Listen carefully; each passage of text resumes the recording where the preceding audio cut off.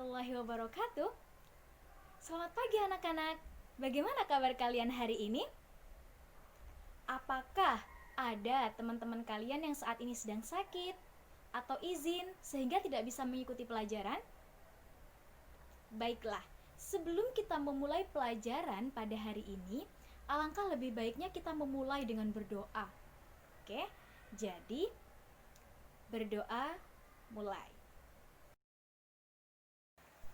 Baiklah anak-anak, apakah di antara kalian ada yang tahu apakah materi yang akan kita pelajari pada hari ini? Sebenarnya materi hari ini berhubungan dengan materi sebelumnya. Apakah ada yang ingat materi apa? Ya, benar sekali. Jadi, materi hari ini adalah materi teks resensi. Jadi nantinya kalian itu akan mengonstruksi teks resensi, bisa dari kumpulan cerpen atau biasa kita kenal dengan buku antologi cerpen atau novel, seperti itu. Jadi kalian bisa menciptakan, memproduksi resensi gitu. Yang kalian resensi adalah buku antologi cerpen atau novel. Bagaimana, paham?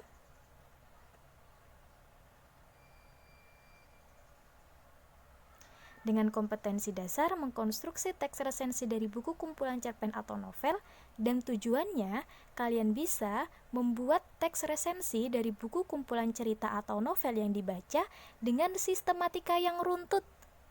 Pasti kalian masih ingat kan bagaimana sistematika dari teks resensi? Itu sudah kita bahas loh minggu yang lalu, pasti kalian masih ingat kan? Ayo coba diingat-ingat lagi. Indikator pembelajaran dari pembelajaran ini adalah kalian bisa cermat menyusun teks resensi dan kalian juga disiplin dalam proses penulisan teks resensi nantinya. Kalau itu tugas individu ya kalian kerjakan sendiri. Kalau itu tugas berkelompok berarti kalian harus mengerjakan secara berkelompok. Dan yang yaitu kalian bisa menelaah data-data yang dibutuhkan.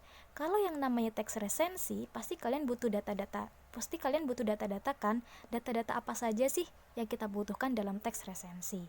Diharapkan kalian bisa memilah mana data-data yang dibutuhkan, seperti itu. Dan nanti hasil akhirnya kalian bisa membuat teks resensi dan kalian bisa menjelaskan hasil teks resensi kalian di depan kelas.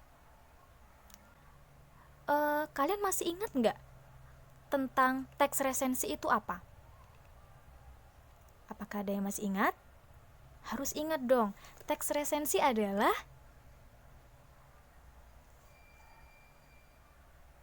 dan kebahasan teks resensi meliputi apa saja?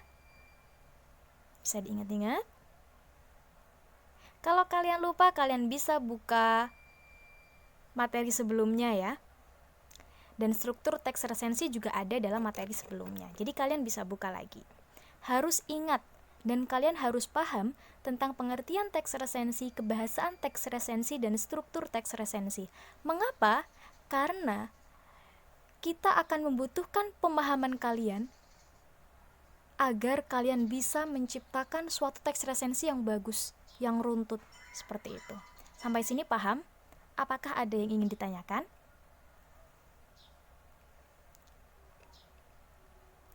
Baiklah, teks resensi.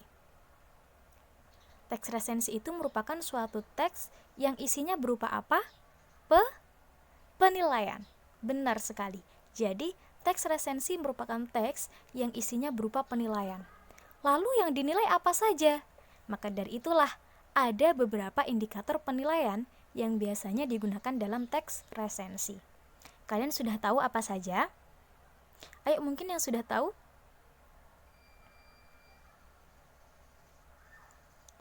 Jadi, dalam indikator penilaian itu ada aspek teknis dan ada aspek isi. Kalau aspek teknis itu mengarah pada tekniknya, lalu kalau aspek isi itu mengarah kepada isi dari buku tersebut. Kalau novel nih, isinya apa? Cerita kan? Itu berarti masuk kepada aspek isi. Gitu. Sampai sini ada yang ingin ditanyakan? Lalu kalau aspek teknis contohnya apa? Ayo, apakah ada yang bisa jawab?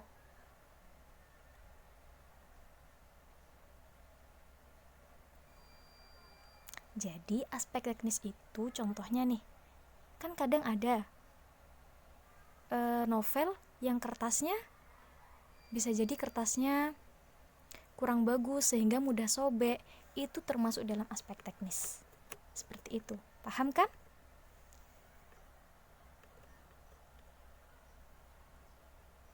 Sekarang coba ditebak, aspek apakah ini? Yang pertama, ukuran huruf merupakan aspek. Kalian bisa jawab di buku tugas kalian ya. Jadi, aspek tersebut merupakan aspek teknis atau aspek isi. Yang kedua yaitu kreativitas penulis, merupakan aspek teknis atau aspek isi. Kalian bisa jawab di buku tugas kalian. Dan yang ketiga yaitu sampul. Sampul merupakan aspek teknis atau aspek isi. Kalian bisa jawab di buku tugas kalian.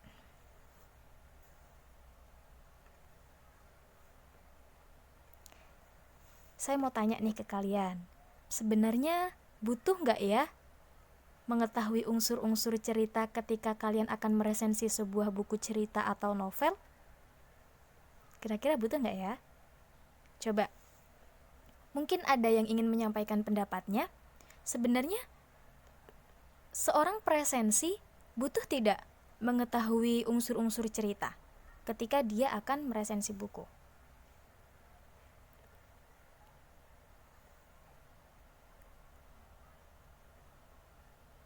Jadi, seorang presensi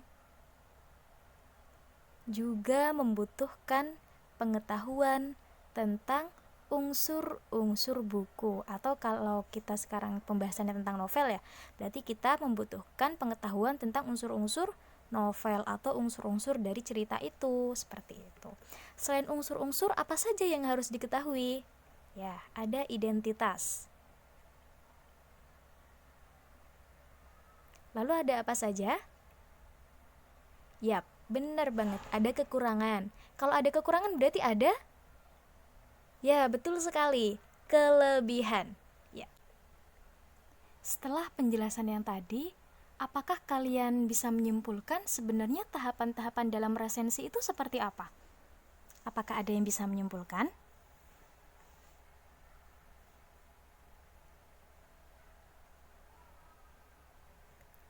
Sekarang coba, sesuaikah jawaban kalian dengan apa yang saya tulis? Jadi yang pertama, kalian harus menentukan buku yang akan diresensi. Yang kedua, kita harus baca bukunya. Benar tidak? Benar. Yang ketiga, catatlah hal-hal menarik yang ada dalam buku. Hal-hal menarik itu tadi berupa data-data itu. Apa saja? Ada kelebihan, ada kekurangan, dan lain sebagainya. Oke?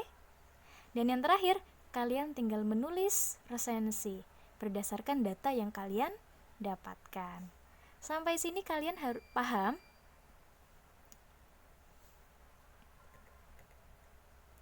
Jadi sekarang tugasnya yaitu kalian harus mencari buku kumpulan cerita atau novel, lalu dibaca, dan kalian harus mencatat hal menarik atau data-data yang dibutuhkan dalam resensi yang ada dalam cerita tersebut. Dan yang terakhir, tulis resensi kalian dan kumpulkan. Jika ada, mari kita diskusikan. Namun jika tidak ada, kita lanjut pada kesimpulan. Oke? Jadi kesimpulan dari materi pada hari ini yaitu, pertama, pembahasan kita yaitu indikator penilaian buku. Yang kedua, tadi kita membahas tentang data-data yang dibutuhkan dalam resensi. Dan yang terakhir, kita membahas tentang tahapan dalam resensi. Pertemuan selanjutnya kita akan mendiskusikan resensi yang sudah kalian tulis. Baiklah, mari kita akhiri pelajaran hari ini dengan berdoa. Sampai jumpa di pertemuan selanjutnya. Wassalamualaikum warahmatullahi wabarakatuh.